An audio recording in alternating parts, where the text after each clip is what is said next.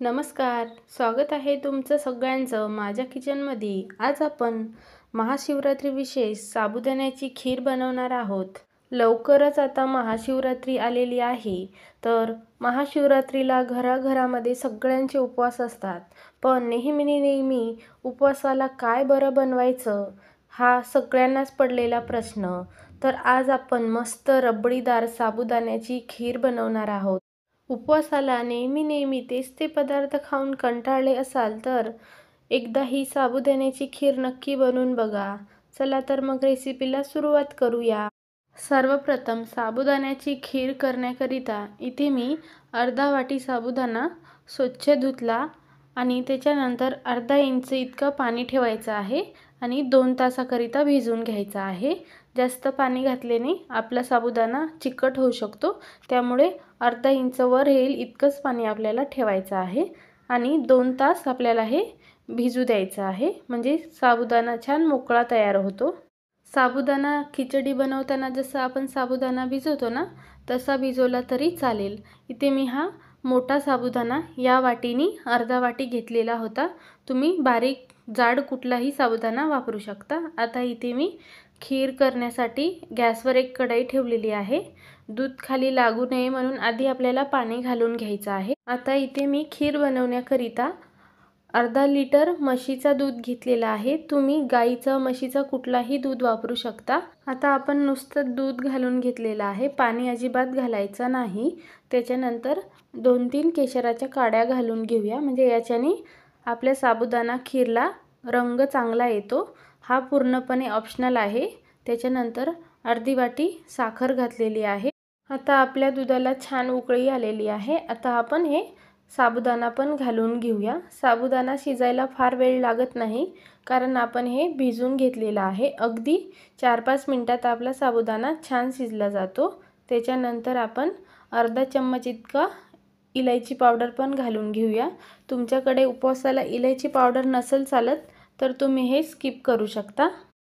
इलायची पावडर घालून आता आपण हे सगळं साधारण 5 मिनिटं अगदी मंद आचेवर शिजू द्यायचं आहे, म्हणजे आपला साबुदाणा व्यवस्थित शिजला जातो. ही साबुदाणा खीर बनवताना आपल्याला मिल्क पावडर, खवा अजिबात काही न वापरता अगदी घरी असलेल्या साहित्यात बनवून तयार होते. आता आपली साबुदाणा खीर तयार झालेली आहे. गॅस अगदी मंद करू आणि इथे मी एक तडका पॅन ठेवलेला आहे. त्याच्यात 1 चम्मच इतकं साजूक तूप आपल्याला कडकडीत गरम करून घ्यायचं आहे आणि त्याच्यानंतर थोडेसे किशमिश आणि काजूचे काप करून घातलेले आहे. सुकामेवा तुम्ही तुमच्या आवडीनुसार कमी जास्त करू शकता आणि तुम्हाला नसर घालायचं तर तुम्ही हे स्किप देखील करू शकता.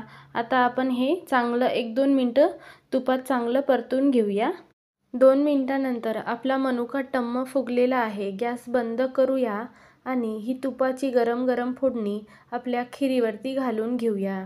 आता आपण हे ड्रायफ्रूटचा तडका घालून एकदा तळापासून खीर चांगलं मिक्स करून घेऊया आणि असं तडका घातल्याने आपली खीर एकदम खमंग लागते. आणि आपण आता गॅस बंद करून घेऊया. आपला साबुदाणा अगदी बराबर शिजलेला आहे. बघू शकता तुम्ही आपली खीर रबडीदार तयार झालेली आहे. तुम्हाला जर ही खीर अजून पातळ पाहिजे तर तुम्ही हा साबुदाणा 5 मिनिटं कमी शिजवून घेतला तरी चालेल. आणि आपली खीर बघा कसली भारी दिसती आहे आणि केशर घातल्याने रंगसुद्धा अगदी छान आलेले आहे. अशी ही मस्त परफेक्ट अगदी 5-6 मिनिटात तयार होणारी आपली उपवासाची साबुदाणा खीर खाण्यासाठी तयार आहे. आपली खीर थोडीशी थंडी झाल्यानंतर याचा टेक्स्चर तुम्ही बघू शकता, अगदी रबडीसारखी तयार झालेली आहे.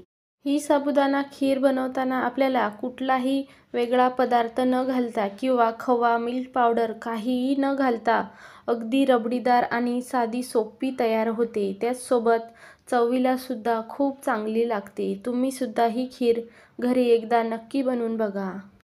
आपण ही खीर बनवण्याकरिता थोडेसे ड्रायफ्रूट्स वापरलेले आहे, त्याचसोबत केशर वापरलेलं आहे. पण तुमच्याकडे केशर किंवा ड्रायफ्रूट नसेल किंवा अगदीच नाही घातले तरी ही खीर आपण दूध आणि साखरपासून एकदम चविष्ट बनवून तयार करू शकतो. ही खीर एकदा उपवासाला तुम्ही नक्की बनवून बघा आणि रेसिपी कशी वाटली मला कमेंट करून नक्की सांगा. आणि तुम्हाला आजचा व्हिडिओ थोडा जरी आवडला असेल तर व्हिडिओला लाईक, शेअर आणि आपल्या चॅनलला सबस्क्राईब नक्की करा. तोपर्यंत धन्यवाद.